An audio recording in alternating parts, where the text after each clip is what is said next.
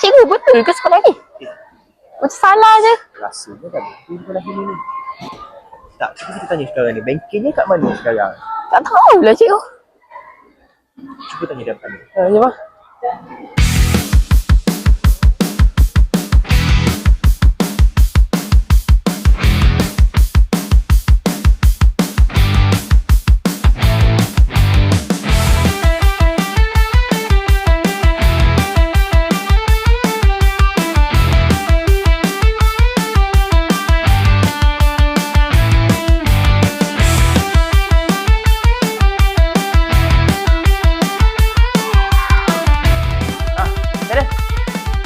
Tunggu.